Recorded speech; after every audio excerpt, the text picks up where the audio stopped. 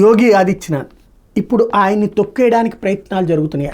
ఖచ్చితంగా వాస్తవంగా అంతకుముందు అక్కడ ఒక రాజ్నాథ్ సింగ్, మౌర్య, కళ్యాణ్ సింగ్, ఇట్లాగా రకరకాలైనటువంటి వాళ్ళు ఉన్నారు. వాళ్ళందరూ ఎవరికి వాళ్ళ స్వార్థాలు చూసుకున్నారు. ఆ స్వార్థాలతో ఎవరి ప్రాంతంలో వాళ్ళు కాన్సన్ట్రేట్ చేసుకున్నారు. టోటల్గా స్టేట్ వైడ్ లీడర్లు కాలేకపోయారు. దాని కారణంగానే భారతీయ జనతా పార్టీ గతంలో కళ్యాణ్ సింగ్ హయాంలో ఒకసారి సీఎం అయితే ఆ తర్వాత మళ్ళీ అవకాశం లేకుండా సుదీర్ఘకాలం పాటు 14 సంవత్సరాలు అధికారానికి దూరమైంది.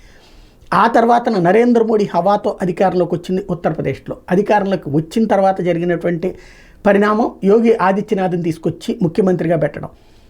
నాన్ కాంట్రవర్షియల్, అలాగే నిజాయితీ, సమాజం పట్ల చిత్తశుద్ధి ఉన్నటువంటి వ్యక్తి అధికారంలోకి రావడం. స్వార్థంతో కూడినటువంటి శక్తులతో కూడినటువంటి రాజకీయం అలవాటైనటువంటి రోజులలో అలాగా నిస్వార్థంగా ఉంటూ ప్రజల కోసమే అని పనిచేసేటటువంటి యోగి ఆదిత్యనాథ్ నచ్చట్లేదు. మమ్మల్ని తిన్నయట్లేదు, మమ్మల్ని ఉండనీయట్లేదు, మమ్మల్ని బతకనీయట్లేదు అన్నటువంటి కోణంలో యోగి ఆదిత్యనాథ్ని వెంటాడుతున్నటువంటి పరిస్థితి.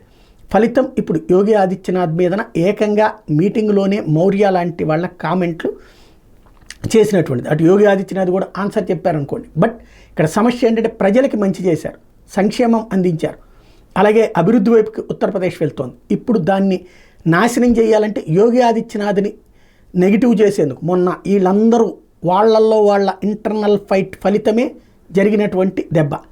ఇది గుర్తుపెట్టుకోవాలి. వాళ్ళల్లో వాళ్ళ అంతర్గత పోరు ఫలితమే సీట్లు సమాజ్వాదీ పార్టీ కాంగ్రెస్కి పెరగడం అన్నటువంటిది. అయినా సరే ఇంకా తమ స్వార్థ రాజకీయాల కోసం పార్టీని ముంచేయడానికి యోగి ఆదిత్యనాథ్ని అడ్డుపెట్టి దెబ్బ కొడుతున్నటువంటి వాళ్ళు సొంత పార్టీ వాళ్లే కావడమే సమస్య.